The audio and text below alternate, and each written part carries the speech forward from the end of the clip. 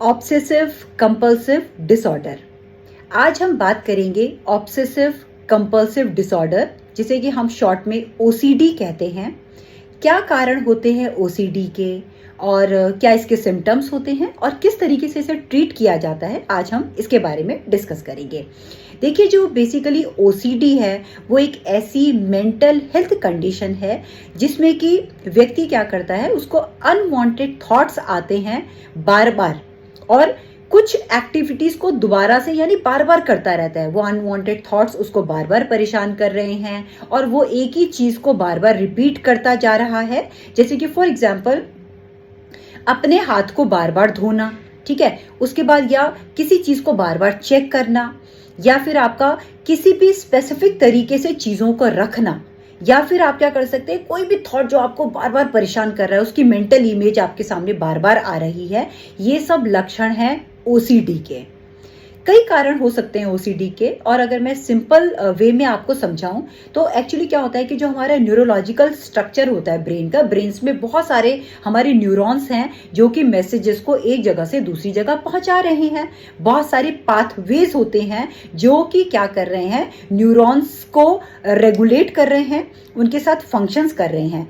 तो जब क्या होता है कि जब इन पाथवेज में कोई भी डिफेक्ट आता है या कोई ऐसा केमिकल बनना शुरू हो जाता है, तो क्या होता है कि न्यूरोलॉजिकल स्ट्रक्चर में कुछ गड़बड़ होना शुरू हो जाता है। तो इन केमिकल्स को कंट्रोल किया जाता है। तो ओसीडी में क्या होता है कि आपके इन केमिकल्स के फॉर्मेशन को मेडिकेशन के थ्रू पहले कंट्रोल किया जाता है। तो ओसीडी में सबसे पहले आपकी मेडिकेशन चलती है, और जब आपके ये केमिकल्स का एक स्टेबल फंक्शनिंग स्टार्ट हो जाती है, उसके बाद साइकोथेरेपी के थ्रू आपको ये काउंसलिंग टेक्निक्स आपको दी जाती हैं ताकि आप जल्दी ओसीडी को क्योर कर सके। अब क्या साइकोथेरेपी दी जाती है इसके बारे में आपको बताऊंगी।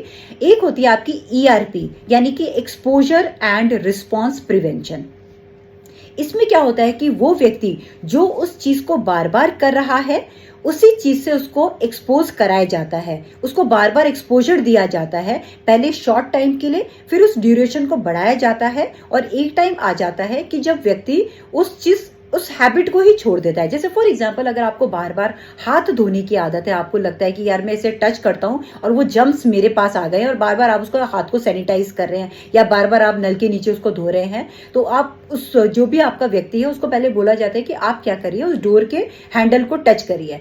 व्यक्ति जब उस डोर के हैंडल को टच करता है, उसको 5 मिनट वेट करने को दिया जाता है कि अभी आप हाथ नहीं धोएंगे। वो वेट करता है, उसको बहुत प्रॉब्लम होती है, उसको एंजाइटी होती है और उसको तरह तरह की अंदर डिस्टर्बेंसेस होती है, लेकिन वो उसको कंट्रोल करता है। उसके बाद क्या होता है कि उसके बाद नेक्स्ट सेशन में इस ड्यूरेशन को बढ़ाया जाता है। अब 5 मिनट के बाद बजाय उसको 10 मिनट्स वेट करने को बोला जाता है, और इसी तरीके से 5, 10, 15, 20, 25 और ये ड्यूरेशन को बढ़ाया जाता है अकॉर्डिंग टू द इंडिविजुअल, वो किस तरीके से रिस्पॉन्स दे रहा है, और उसको एक्सपोजर देके और उसके रिस्पॉन्स को प्रिवेंट करके ओसीडी को क्योर किया जाता है। तो ओसीडी एक ऐसी सामान्य समस्या है जिसे कि आप इजीली क्योर कर सकते हैं। यदि कोई भी व्यक्ति आपको इस तरीके की सिम्टम्स अगर किसी भी व्यक्ति में आपको देखने को मिलते हैं, तो आप तुरंत एक साइकियाट्रिस्ट और आप एक साइकोलॉजिस्ट से कंसल्ट करेंगे और उसकी मदद करेंगे।